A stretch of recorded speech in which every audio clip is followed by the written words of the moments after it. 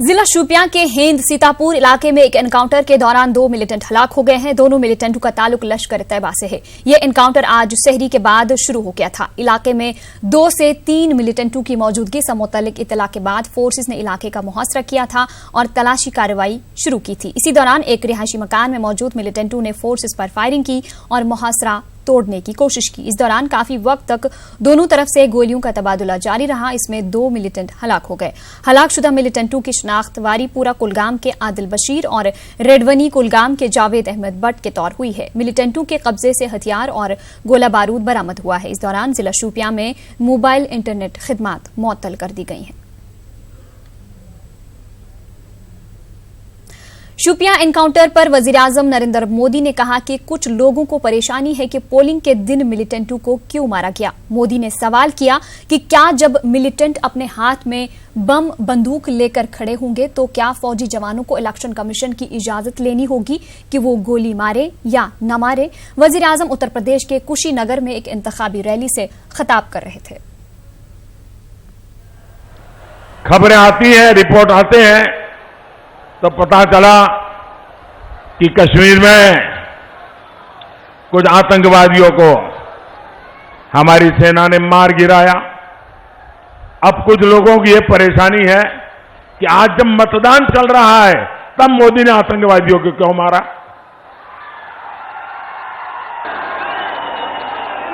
वो बम बंदूक लेके सामने खड़ा है, क्या वहां मेरा जवान इलेक्शन कमीशन की परमिशन लेने जाए क्या कि मैं इसको गोली मारूं कि ना मारूं? क्या खेल बना के रखा है हमारे विरोधियों ने। अच्छा, कश्मीर में जब से हम आए हैं हर दूसरे दिन तीसरे दिन सफाई होती रहती है। ये सफाई अभियान मेरा काम है भाई।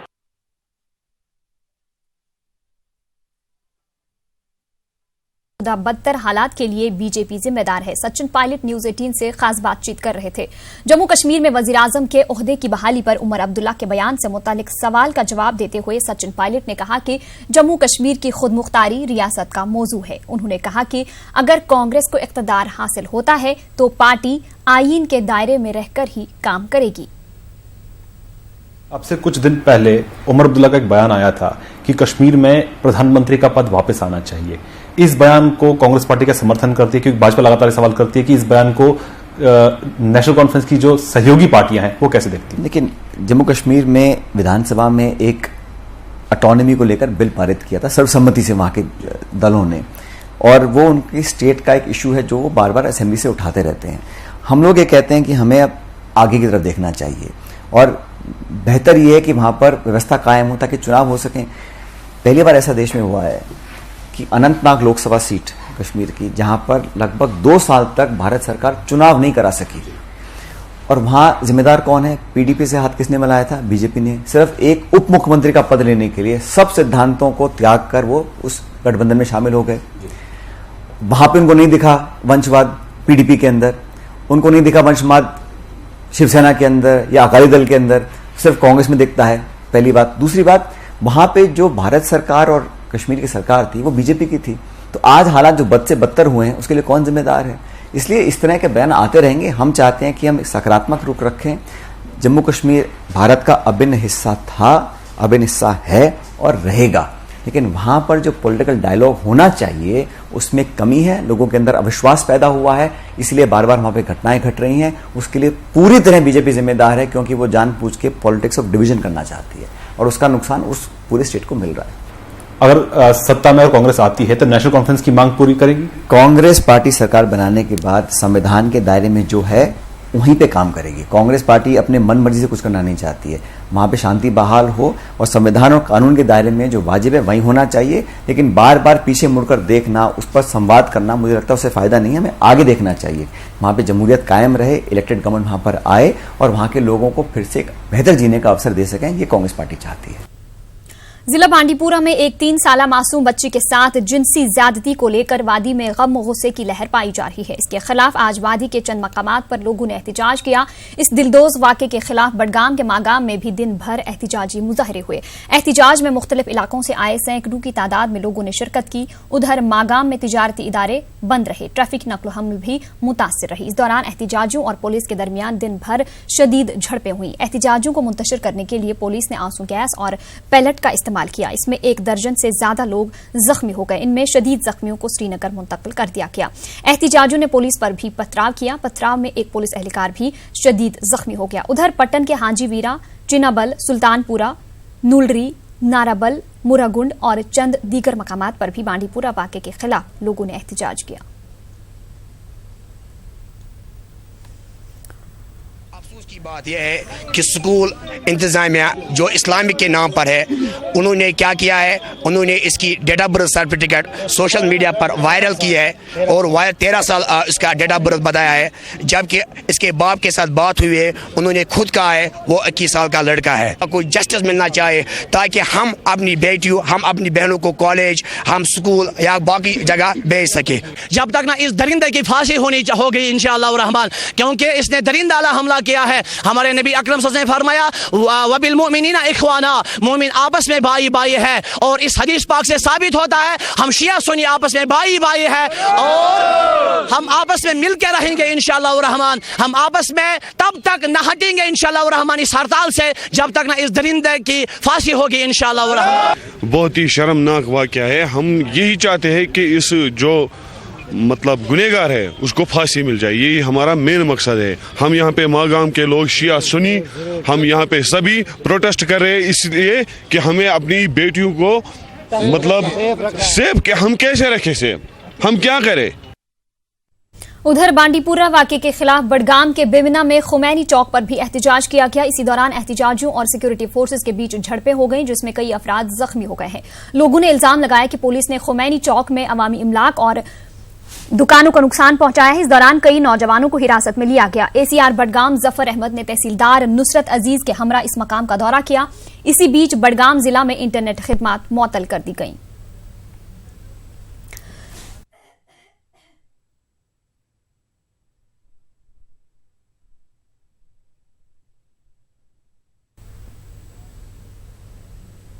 नेशनल कॉन्फ्रेंस ने पाकिस्तान की जानिब से आए बयान और निर्मला सीतारमण के बयान का खैर मकदम किया है। एनसी का कहना है कि वो दोनों ममालिक के बीच बेहतर रिश्तों के ख्वाह है। इन बातों का इजहार नेशनल कॉन्फ्रेंस के मुआविन जनरल सेक्रेटरी शेख मुस्तफा कमाल ने किया है। में शाया हुए हैं, एक पाकिस्तान की तरफ से जो बयान आया है और एक मरकजी सरकार कि वज़ीर दिफा की तरफ से बयान आया है। इन दोनों चीज़ों का नेशनल कॉन्फ्रेंस जो है अपनी तरफ से खुशामदीद कहती है। इसके साथ साथ जब तक ये न हो तब तक माहौल साजगार बनाने की जिम्मेदारी जो है वो मरकजी सरकार की। बड़े तोपों के दहाने जो हैं जो खोल दिए गए हैं लाइन ऑफ कंट्रोल पे दोनों अतराफ से, कई महीनों से ये सिलसिला जारी है, जिसकी जद में सरहदी आबादी बिलखुसूस तबाही का शिकार हुई है। निर्मला सीतारमण जो हैं उन्होंने जो बयान दिया है कि वो कश्मीर के मसले के बारे में तमाम फरीकैन से बातचीत करने के लिए तैयार हैं। जहाँ तक नेशनल कॉन्फ्रेंस का ताल्लुक है, हम रोज़ अव्वल से ही इन बातों पे जोर दे रहे हैं कि हिंदुस्तान और पाकिस्तान के माबैन पुरखुलूस और बामैने बातचीत हो जम्मू कश्मीर के हवाले से, जम्मू कश्मीर के मसले के हवाले से, जो इस खत्ते में अमन की ज़मानत है और हिंदुस्तान और पाकिस्तान के माबैन दायमी अमन की ज़मानत है।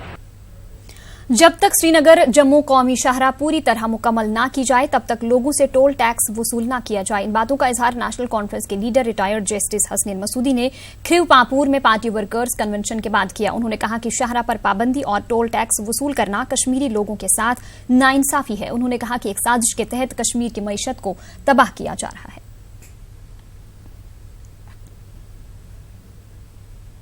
हाईवे सारी कंप्लीट न हो जाए तब तक इसको मौखर किया जाए, डेफर किया जाए, और उसके बाद भी जब हो तब सबसे मशवरा करके रेट मुकर्रर की जाए। आज की रेट जो है वो प्यूनिटिव है, वो सजा है, वो नहीं रेट है। एक गाड़ी जिसमें 4 सवारियां सोमो गाड़ी, उसको 87 रुपये देने पड़ते हैं टोल एक साइड से, उतना किराया भी नहीं उनका जो भी उसमें सवारियां होती है। तो सारा लगता है कि सारा गवर्नर इंतजामिया वो तो ये आमदन कसदन पुश की जा रही है हमारी मईशत खत्म करने की, हमारा कारोबार खत्म करने का। तो ये उसी कोशिश की एक कड़ी है। हर जो फैसला गवर्नर इंतजामिया में हो रहा है वो सारे एक फैसला कश्मीर की मईशत खत्म करने के लिए उठाया जा रहा है। वो हाईवे बैन हो, वो टोल वाला मामला हो। पीडीपी के तर्जुमान आला रफी अहमद मीर ने माह रमजान में बिजली की गैर मुतवक्का कटौती और नामुनासिब सप्लाई पर तशवीश का इजहार किया है। अनंतनाग में मीडिया से बात करते हुए रफी मीर ने माह रमजान के दौरान बिजली की मुनासिब सप्लाई को यकीनी बनाने पर जोर दिया। उन्होंने गिरा फरोशी व अशाए खुर्दनी की किल्लत से निपटने के लिए इक़दाम उठाने का इंतजामिया से मुतालबा किया। इस साल रियासत जम्मू कश्मीर का ये जो खिता है वादी का, हमें बहुत ही लंबा बर्फबारी का सामना हुआ और काफ़ी तवील उर्सा गुजरा जो विंटर सेशन था, जिससे सड़कों की भी हालत ख़राब है, बिजली की भी हालत ख़राब हुई। और अब जबकि इस वक्त सयाहती सीज़न भी है और ख़ासकर माह मुबारक चल रहा है, और इस दौरान जो बिजली की हालत है उससे लोगों की हालत बहुत ख़राब है। सहरी के वक्त और शाम के वक्त में जो कटौती होती है वो बिल्कुल नाकाबिल बर्दाश्त है और लोग काफ़ी परेशान हैं। एसेंशियल कमोडिटीज़ अवेलेबल नहीं है और कीमतें आसमान को छू रहे हैं, और उसके ऊपर ये जो बिजली का सिलसिला है, खासकर जो सयाहती मुकामात भी हैं, पहलगाम, गुलमर्ग, सोनमर्ग, जिनको प्रायोरिटी पर बिजली रहती थी वो भी इस साल नहीं रह रही है। तो मेरी लोगों की तरफ से, अपनी तरफ से, पार्टी की तरफ से गवर्नर इंतजामिया से अपील है कि फौरी तौर इसकी तरफ तवज्जो दें और बिजली का जो रेस्टोरेशन है ये राउंड द क्लॉक चलना चाहिए, ताकि लोगों को मुसीबत से निकाला जाए और माह रमजान का महीना ठीक से गुजारा जाए। कश्मीर न्यूज में आपका दोबारा इस्तकबाल करते हैं। कुपवाड़ा के एक मजाफाती इलाके गूस में सादा लो शहरी को व्हाट्सएप कॉल पर करोड़पति बनने का ऑफर देकर उसे कंगाल बना दिया गया है। पेश है कुपवाड़ा से यहया सुल्तान की ये रिपोर्ट।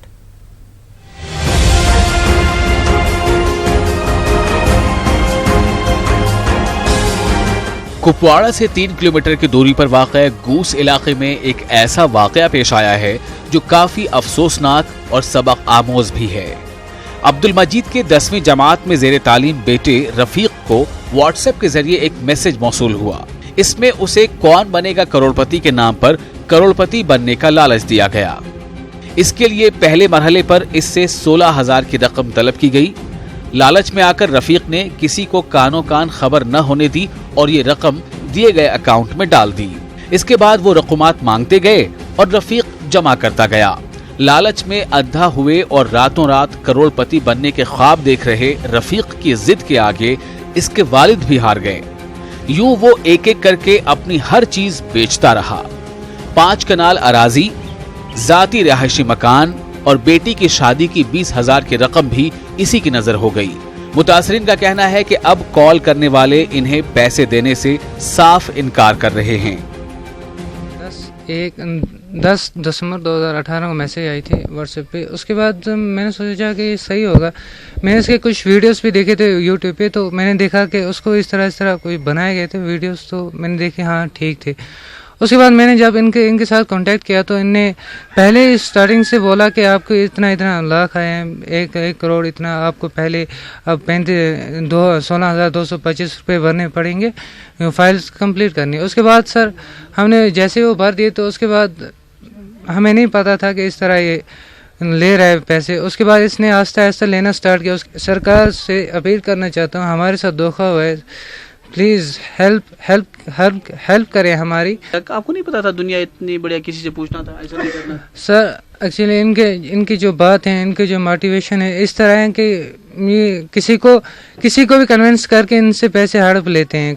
मेरे पास कुछ नहीं बचा सर, कुछ नहीं बचा, मैं बर्बाद हो चुका हूँ, क्योंकि मेरे बच्चे, मेरी बिछोड़ी नौजवान बच्ची, इनका क्या होगा, मैं इनका क्या करूँगा, मेरे बच्चे नौजवान, मैं क्या करूँ, कहाँ किस साइड में जाऊँगा, मैं बर्बाद हो चुका हूँ, किसी साइड में कोई हेल्प करो सर, प्लीज़ मेरी हेल्प करो। मैं यही बात भी बोलता हूँ, मेरी हेल्प कीजिए प्लीज़, इन डकू को किसी जगह से निकालिए, मेरा पैसा भी वापस कीजिए, मेरा पैसा भी वापस कीजिए। मैं गुजारिश करता हूँ, एसपी साहब से गुजारिश करता हूँ, मैं डी साहब से गुजारिश करूँ, मेरी हेल्प कीजिए, इस कार्ड से मुझे निकालिए, इस कार्ड से मुझे निकालिए। बातों में कुछ जादू है सर, उनकी बातों में कुछ जादू है कि वो किसी को बताने नहीं देते हैं, किसी को बात नहीं बताने देते हैं। उन्हें बताया कि आप किसी को मत बताना। कुल मिलाकर 22 लाख से ज्यादा की रकम मुतासरा ने जमा कर दी थी।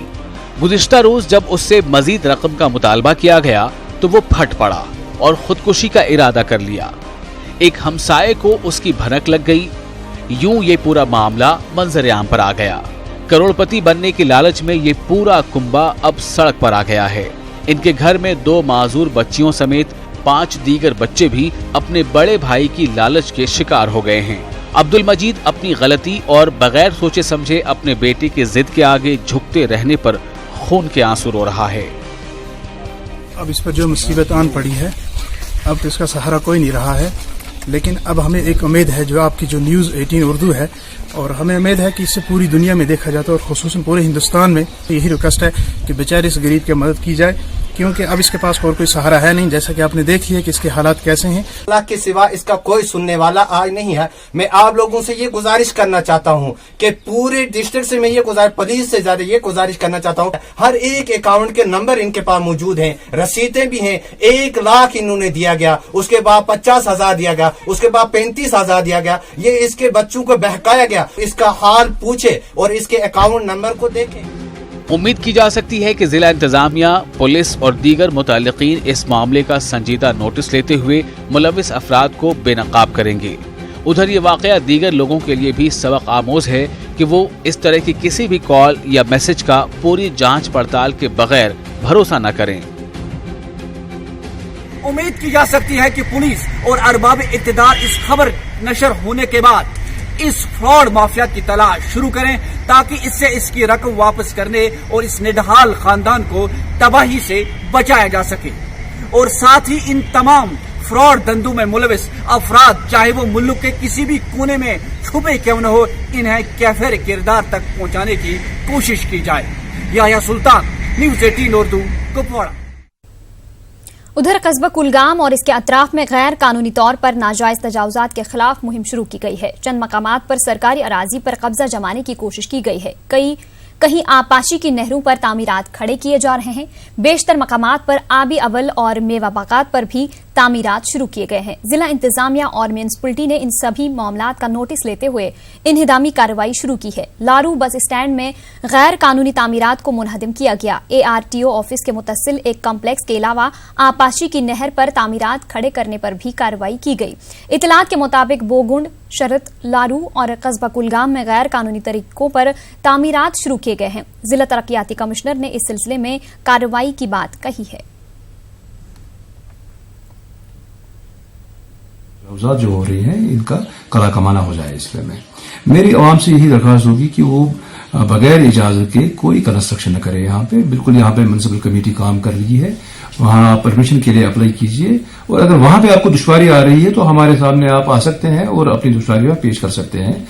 मेरी यही दरख्वास्त होगी कि आप बिला जवाज के खुद ही अपने कानून को हाथ में न लीजिए और जो परमिशन है वहां से लीजिए और कंस्ट्रक्शन कीजिए जहां पे आप इजाजत देंगे। आप तो कई जगहों पे आबी अव्वल में भी तामीरात जो हैं वो खड़े किए गए हैं। अगर आपने देखा होगा यहाँ पे जो बाईपास वगैरह है वहां पे भी तजावुजात खड़े किए गए हैं। तो उस हवाले से क्या इक़दाम? यही मैं तहसील जहां जहां हमें इतला होगी, मैं तहसीलदार की मीटिंग लेके उनको इसके मुनज़्ज़म करने का भी जो है हुक्म दे रहा हूँ, क्योंकि वहां पे बासिवाए इजाजत के कोई कंस्ट्रक्शन नहीं कर सकता है। अगर ऐसी तजावुजात हो रही है तो उनको भी हम मुनज़्ज़म कर दें। पुंछ के किला बाजार में म्यूनिसिपलिटी की जानिब से नाजायज तजावुजात के खिलाफ मुहिम के दौरान हंगामा आराई हुई। नाजायज काबिजीन, म्यूनिसिपलिटी मुलाजमीन व काउंसिलरों के बीच मारपीट हुई। इस दौरान हुए पथराव में 4 लोग जख्मी हो गए। पुलिस की जानिब से लाठीचार्ज किया गया। म्यूनिसिपल कमेटी के चेयरमैन ने उन पर हमला कराने वालों के खिलाफ FIR दर्ज करने का पुलिस से मुतालबा किया। उन्होंने इंतबाह दिया कि अगर पुलिस कार्रवाई नहीं करती है तो साफ सफाई का काम बंद कर दिया जाएगा और हड़ताल शुरू की जाएगी। इंक्रोचमेंट की हुई है, ये उन्होंने पत्थर किया, मारे, मेरी JCP को तोड़ गए, मेरे एम्प्लॉय को मार गए। 2 आदमी हैं छोड़े, स्वीपर हैं बेचारे, उनकी नाक पर पूरा निशान लग गया, वो जख्म हो गया, उसके कपड़े सारे खून से लथपथ हो गए। मैं लीगली तरीके से DC साहब से परमिशन ली, मैजिस्ट्रेट अपॉइंट हुआ, पुलिस थी, पुलिस मेरी कंपनी में थी। अब किसी ने वायलेंट हो गया, कोई पत्थर मार गया, उसके खिलाफ में तो कार्रवाई होनी चाहिए ना। क्यों मारेगा किसी को पत्थर, कोई क्यों कार्रवाई करेगा? अगर श्रीनगर में ऐसे भी इलाके हैं जहां माह रमजान में नमाज के लिए जाना भी मुश्किल हो रहा है। आलूदा पानी सड़कों और गली कूचों के साथ साथ अब मकानों के अंदर पाया जा रहा है। ये तस्वीर किसी दूर उफ्तादा इलाके की नहीं बल्कि श्रीनगर से चंद किलोमीटर दूर हैदरपुरा नदरगुंड की हाफिज कॉलोनी, नूरानी कॉलोनी की है। लोगों का कहना है कि कई सालों से यहां ड्रेनेज और सड़कों की हालत खस्ता है। मामूली बारिश से यहां की सड़कें झील का मंजर पेश करती हैं। इनका कहना है कि ये एयरपोर्ट रोड के पास और पुलिस हेडक्वार्टर के बिल्कुल पीछे वाक़ है, मगर कोई इस जानिब तवज्जो नहीं दे रहा है। 10-15 साल से ऐसा ही हो रहा है। यहाँ नाले शाले थे, यहाँ पर वो नाले सब बंद हो गए हैं। तो आपने देखा हमारे सहनों में, मकानों में पानी है।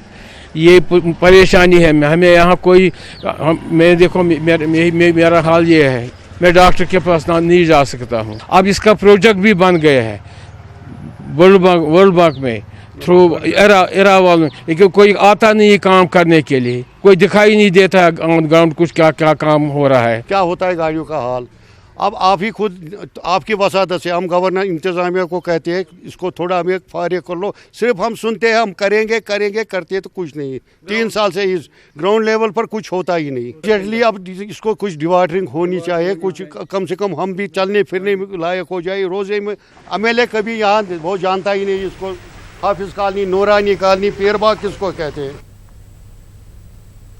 जम्मू कश्मीर जमीयत हमदानिया की जानिब से आज श्रीनगर की तारीखी खानका मुअल्ला हजरत मीर सैयद अली हमदानी में माह रमजान की मुनासबत से वाज की महफिल आरास्ता हुई। इसमें जमीयत हमदानिया के सरबरा मौलाना रियाज हमदानी ने किया कि माह रमजानुल मुबारक में सौम व सलात की पाबंदी के जरिए अल्लाह की खुशनुदी हासिल करने की कोशिश की जानी चाहिए। इस मौके पर दुरूद अज़कार की महफिल भी मुनक्किद हुई। वादी कश्मीर में पंचक्की की एक अपनी तारीख है। आज के जदीद दौर में भी वादी के मुख्तलिफ इलाकों में पंचक्कियां कायम है। इस हवाले से पेश है मागाम से हमारे नुमाइंदे मुनीर हुसैन हुर्रा की ये रिपोर्ट। आज के जदीद दौर में चावल, मकई या दूसरी अशिया को पीसने और आटा हासिल करने के लिए बिजली या डीजल से चलने वाली मशीनों का इस्तेमाल किया जाता है। इसके बावजूद कश्मीर के कई इलाकों में आज भी पंचक्की यानी आबगरट ही इसके लिए इस्तेमाल किया जा रहा है। गुलमर्ग, पट्टन और बीरवा के कई इलाकों में आज भी पंचक्कियां कायम हैं। इन इलाकों में लोग चावल, मकई, गंदुम, सूखे हुए मिर्च व दीगर अशिया इसी पंचक्की के जरिए पिसवाते हैं। पंचक्की यानी ऐसी चक्की जो पानी के तेज बहाव से चलती है। पंचक्की को अमूमन ऐसी नहरों और नालों के पास कायम किया जाता है जहां पानी की मिकदार ज्यादा और बहाव तेज हो। लोगों का मानना है कि पंचक्की से हासिल करदा आटा काफी जायकादार होता है। लोगों का कहना है कि यह आटा सस्ता भी होता है। इनका कहना है कि इन चक्कियों को फरोग देने से कई लोगों को रोजगार हासिल हो सकता है और माहौल को भी नुकसान होने से बचाया जा सकता है। एक तो ये बिल्कुल सस्ता हो रहा है। जितने भी लोग हैं यहाँ पे वो बाजार से लेके आते हैं आटा महंगे दामों, लेकिन यहाँ हमें प्योर साफ आटा हमें पीस के मिलता है। इस तरह का ये पंचक्की चलाएं, ये बिल्कुल सस्ते में, इसमें कोई खर्चा नहीं है, तो वो आसानी के साथ अपना रोजगार भी कमा सकते हैं।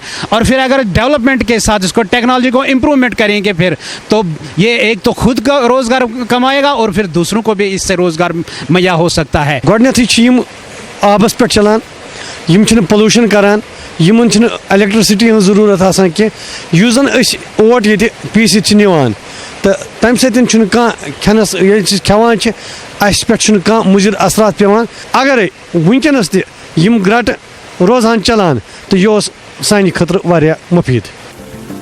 टंगमर्ग के हरिवंटू, सनूर कलीपुरा मागाम और पट्टन में पुरानी पंचक्कियां आज भी मौजूद हैं। इनके मालिकान का कहना है कि वादी में अक्सर बिजली गायब रहती है। ऐसे में इन चक्कियों का इस्तेमाल करने से लोगों को जल्द आटा व दीगर अशिया हासिल हो जाती है।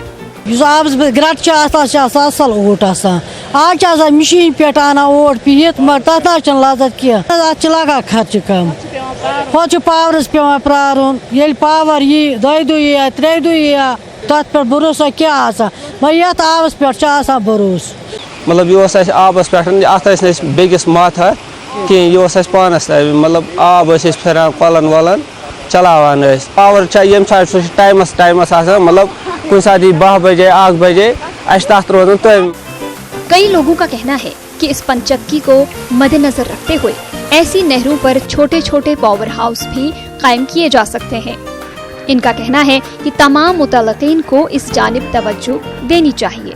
हमारे इस इलाके में ऐसी बहुत सी जगहें हैं जहां पर इस तरह की चक्कियां और कायम हो सकती है। इतना ही नहीं, अगर हम इसको थोड़ा सा ध्यान देंगे तो हमारे इलाके में ऐसी बहुत जगहें हैं जहां पर हम पावर प्रोजेक्ट भी हाइडल प्रोजेक्ट भी तैयार करके बना सकते हैं और फिर लोगों को ये जो पावर की दिक्कत है ये भी किसी हद तक हम इसको कम कर सकते हैं।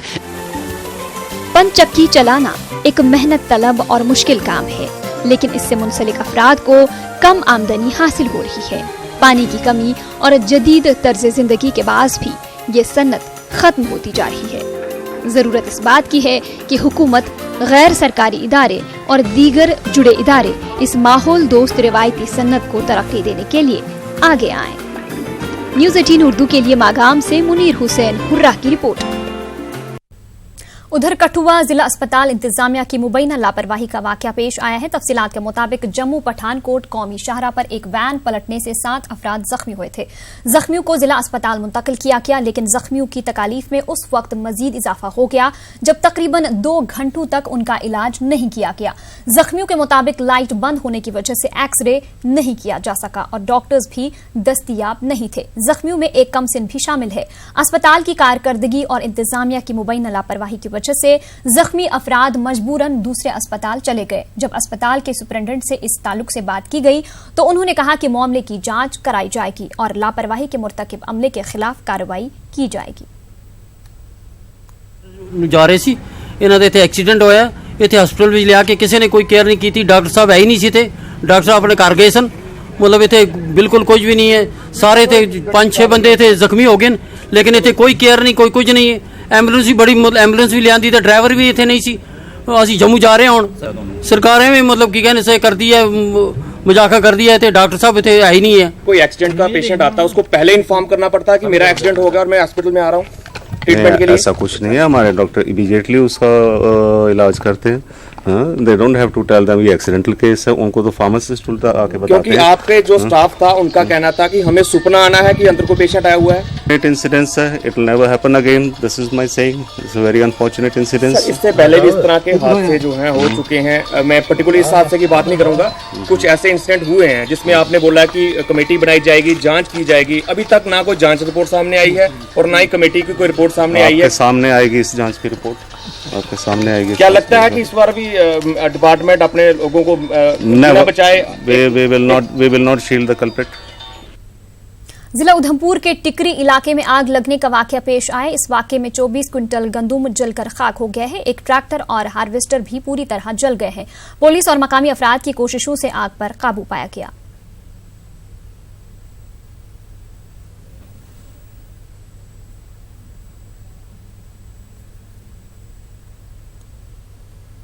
गुज्जर बकरवाल हर साल सरमा में जम्मू और गर्मियों में वादी कश्मीर का रुख करते हैं। इस सालाना हिजरत के दौरान इन्हें काफी मुश्किलात और नुकसान का सामना भी करना पड़ रहा है। इसके बावजूद ये अपनी सदियों पुरानी रिवायत को कायम रखे हुए हैं। आज कल ये लोग अपने माल मवेशी के साथ पीर पंचाल पहाड़ी को पार करके वादी का रुख कर रहे हैं। बदलते मौसमी हालात के सबब इन्हें सालाना हिजरत में ताखिर हो रही है। इस सालाना हिजरत में खवातीन भी मर्दों के शाना बशाना रहती हैं। इनका कहना है कि सरकार की जानिब से इन्हें किसी किस्म की सहूलियात मुयस्सर नहीं है। इससे इन्हें मुश्किलात का सामना है और बच्चों की तालीम भी मुतासिर होती है।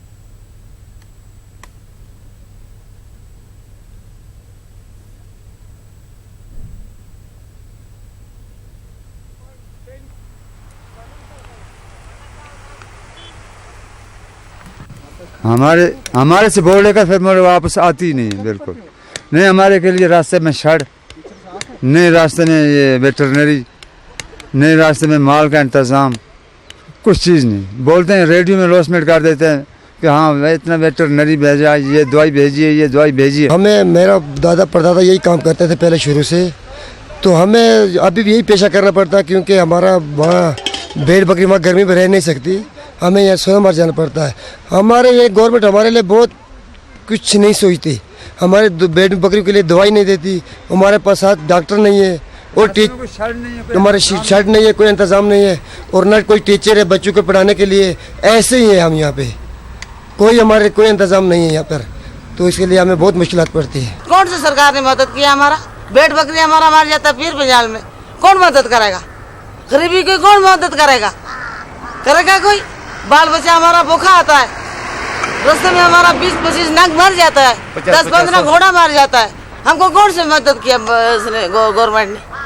कौन से पैसा दिया? कौन से घोड़ा बकरी दिया? यही हम चलते हैं रास्ता का।